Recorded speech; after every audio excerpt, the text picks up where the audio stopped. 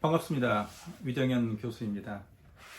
오늘은 이제 최근에 어제 보도가 됐습니다만 카카오 모빌리티의 이제 매각건에 대해서 좀 분석을 해보고 이게 왜 이제 매각에 이르게 됐는가 하는 것들에 대해서 좀 생각해보는 좀 분석을 해보는 그런 시간을 좀 가지고자 합니다.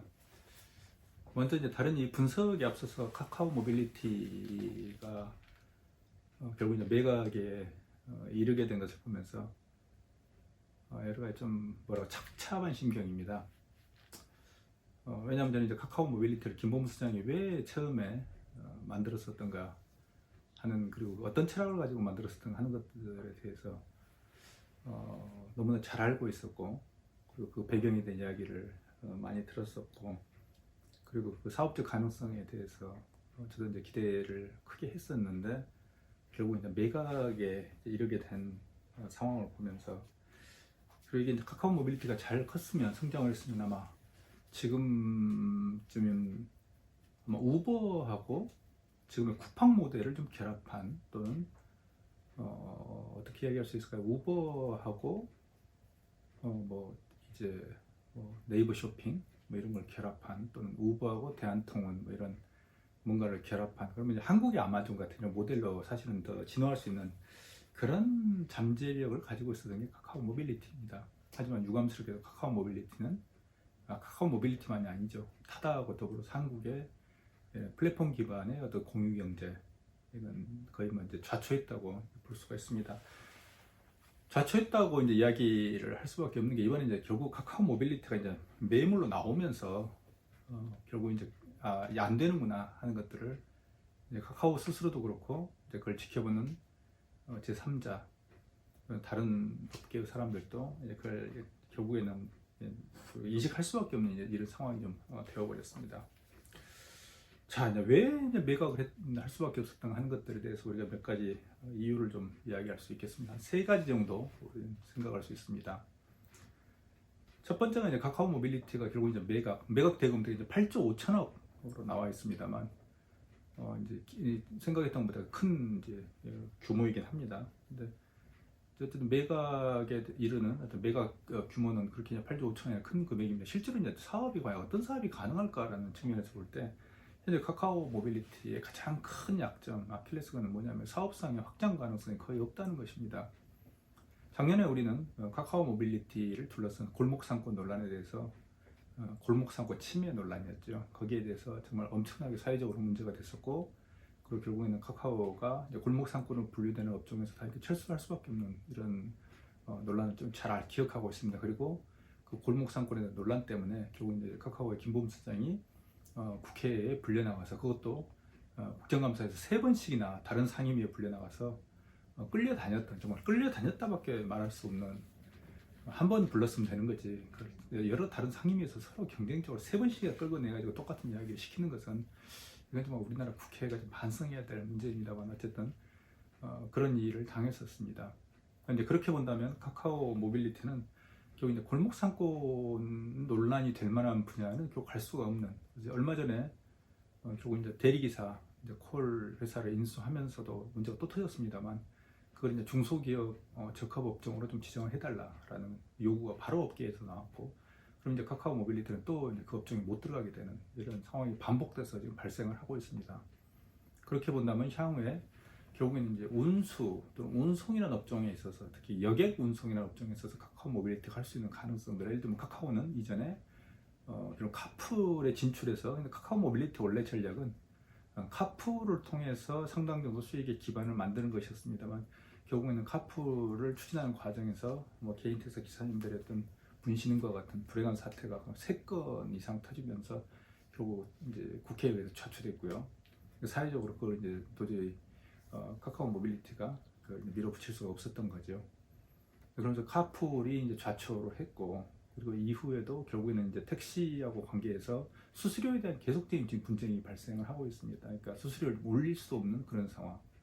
그렇다고 해서 그 수수료를 승객에게 그걸 부담시킬 수도 없는 상황, 이렇게 되기 때문에 결국에는 카카오 모빌리티가 어떤 비즈니스 모델을 가지고 확장할 수 있는가, 즉 어떤 수익을 가지고 할 수 있는가라는 점에서 근본적인 의문이 던져져 있는 상황입니다. 그래서 그렇게 본다면 지금 이제 작년 같은 경우 카카오 모빌리티가 되게 5천억, 500억 원 정도의 매출을 올리고 있다고 볼 수 있습니다만, 결국 대부분은 보게 되면 결국은 그 중개 수수료에 대한 수입입니다. 중개 수수료를 결국에는 올릴 때 끊임없이 마찰이 생길 수밖에 없다면, 그 골목상권에 의해서 골목상권 침해 논란에 의해서 업종 진출에 제약을 받는다면 결국에는 향후에 이제 이걸 사업으로서 전개할 때 엄청난 핸디캡을 가지고 확장이 사실 어렵다라는 결론에 이르게 됩니다. 그래서 이게 일단 카카오의 판단에서 가장 근저에 깔려 있는 것으로 보입니다. 두 번째는 결국은 이제 카카오의 ESG 또는 카카오 이미지에 카카오 모빌리티가 도움이 안 된다는 판단을 아마 했던 것 같습니다. 작년에 이제 카카오는 특히 이제 김범수 장의 측면에서 볼 때는 K큐브라는 이제 지주회사, 뭐 일종의 이제 지주회사 역할을 제2대주주입니다. 그 이제 논란이 좀 있었고요. 가족회사 논란이 있었습니다. 두 번째가 이제 바로 이제 카카오 모빌리티 골목상권 침해죠. 세 번째가 이제 류영준 대표가 문제를 일으켰던 바로 이제 카카오페이 이슈가 좀 있었습니다. 그래서 이 세 가지가 결국 작년에 이제 카카오에 대한 어떤 이미지에 치명적인 악영향을 주었습니다만, 결국 이렇게 볼 때 지금 우리 그걸 개선하기 위해서 카카오에 대한 이미지를 개선하기 위해서 카카오는 지금 ESG 사업 그리고 이제 전체적인 어떤 카카오 그룹 전체 기업에 대한 이미지를 일단 개선하기 위한 이런 노력들을 좀 많이 하고 있습니다만, 여기에 이런 이미지 개선에 결국 카카오 모빌리티가 끊임없이 골목상권에 대한 논란을 만약에 일으킨다면 결국 도움이 되지 않는다.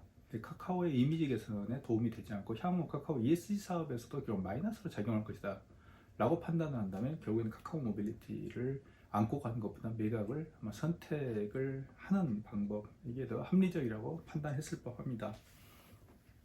또 세 번째는 결국에는 이제 카카오의 포트폴리오 이슈입니다. 카카오는 현재 계열사, 즉 손자회사까지 합치면 대개 한 140개, 150개 정도를 가지고 있습니다.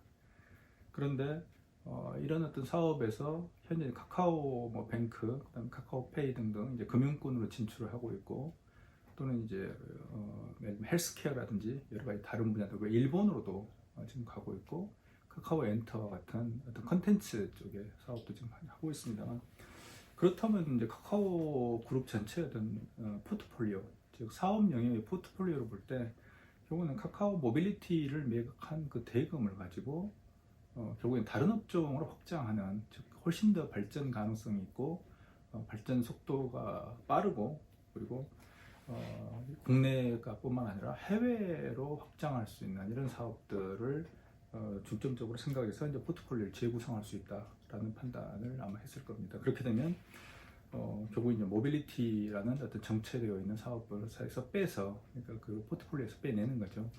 다른 발전하는 좀 더 유망한 분야, 즉 업종 또는 분야로 포트폴리오 변경하는, 이게 아마 세 번째의 이유로 아마 생각할 수 있을 것 같습니다. 그런 외곽에 대한 이유를 떠나서 결국에는 이번에 이 사안을 보면서 결국엔 한국형 공유경제가 결국엔 이제 파산한 거 아니냐. 그러니까 카카오 모빌리티뿐만 아니라 타다도 마찬가지로, 타다는 청산됐습니다만, 타다라는 것도 결국에는 국민들로부터 환영을 받았던, 소비자로부터 크게 환영을 받았던 서비스였습니다만, 결국에는 이제 택시 사업자라는 기득권 세력에 막혀서 전 국민의 70%가 지지하는 그런 공유경제 모델이 좌초하고 말았던 바로 그런 사업입니다. 근데 그렇게 볼 때 결국 한국에서는 초기에 그 김범수 의장이 꿈꾸었던 그런 어떤 형태의 모빌리티 사업은 좀 어려운 거 아닌가라는 생각을 좀 할 수밖에 없습니다. 사실 이제 제가 서두에 카카오 이제 모빌리티 사업에 대한 연구를 제가 했다고 말씀을 드렸습니다만, 이게 이제 프람 메신저 투 모빌리티 하이픈 카카오라는, 이게 이제 아산재단에서 나왔던 이제 사례 연구 케이스입니다만, 이 케이스에서 이게 이제 제목입니다만, 이게 표지입니다만, 이 케이스 누구라도 지금 이건 다운로드가 가능합니다. 인터넷상에서 가능합니다만, 이때 카카오 서비스 카카오의 김범수가 왜 이 모빌리티 사업에 대한 관심을 가지게 됐었던가 하는 초기 과정, 그리고 어떻게 비즈니스 모델을 구상하고 이걸 확장하고 이걸 정립시켜 나갔던가 하는 전체 프로세스를 상당히 오랜 기간 한 2년 가까이 걸려서 연구를 했습니다. 그래서 지금 이게 나와 있는데요. 그때 이제 2010년에 여기에 보면 이제 카카오 김범수장이 2010년에 카카오톡을 처음 선보이고 난 다음에 뉴욕에서 택시가 안 잡혀서 우버를 탔을 때 그 충격, 거기서 카카오 모빌리티가 사실 시작이 된 겁니다. 그래서 그가 이제 이 김범수가 어떻게 이야기를 하고 있냐면 이제 스마트폰의 혁명적이고 폭발적인 가능성에 대한 느낌이 너무 강렬하게 다가와서 카카오톡 사업을 시작했습니다. 여기까지는 스마트폰이 미칠 영향력이 예측대로 흘러갔는데 우버의 등장이 저에게는 다시 한번 큰 충격으로 다가왔습니다. 라는 말을 합니다. 그러니까 우버를 보고 그만큼 충격을 받은 거죠. 그래서 시간과 공간의 제약이 사라진 언제나 접속했는 시대가 올 거라는 생각을 하게 됐지만 O2O 서비스를 통해, 그때는 모빌리티가 아니라 O2O 서비스라고 했었습니다. 그 강력한 힘을 확인할 수 있었던 거죠. 저는 예측만 했는데 그게 실제 사례로 발현된 걸 보고 적잖이 충격을 받았습니다.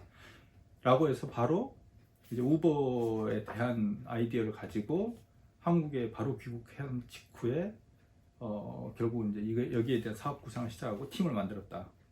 라고 이제 했던 거죠. 그리고 그러나 어떤 게 있었냐면요. O2O 서비스에 대한 개념이 명확하게 잡혀 있지 않았던 임원들은 김범수 의장의 말을 듣고 당혹스러워한다. 우버와 콜택스의 차이점도 이해되지 않았을 뿐 아니라 이를 어떻게 오프라인과 연계한다는 것이 이해되지도 않았다.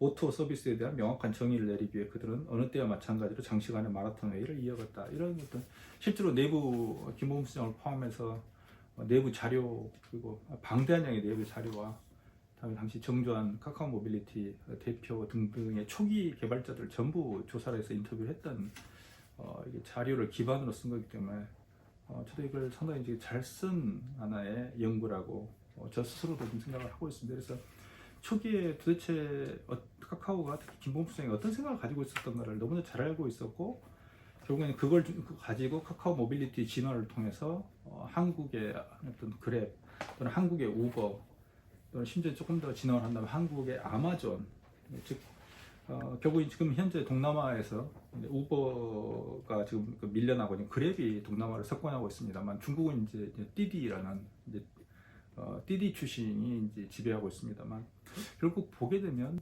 사람을 대상으로 한 운송에서 결국에는 물류 회사로 진화하고 있는 걸 볼 수 있습니다. 결국에는 카카오 모빌리티 그런 회사로 진화를 했어야 합니다. 하지만 카카오 모빌리티에 대해 제가 아쉬움을 가지는 것은, 그리고 안타깝게 생각하는 것은, 이런 것들이 시장에서의 경쟁을 통해서 퇴출된 게 아니고 정부의 규제하고, 그리고 특히 기득권 세력, 즉 구산업의 기득권 세력에 의해서 저지되고 결국에는 산업이 또는 사업이 좌초한 걸 보면서 정말 안타깝게 좀 생각을 하는 것이죠. 그래서 이걸 보면서 한국이 말로는 미래 IT 산업을 이야기하는데, 과연 IT 산업에 대해서 한국의 정부 또는 국회 또는 우리 모두가 정말 진정으로 고민하는가 하는 것에 대해서 한번 깊이 좀 생각하고 고민해야 될 타이밍이 아닌가 좀 생각을 합니다.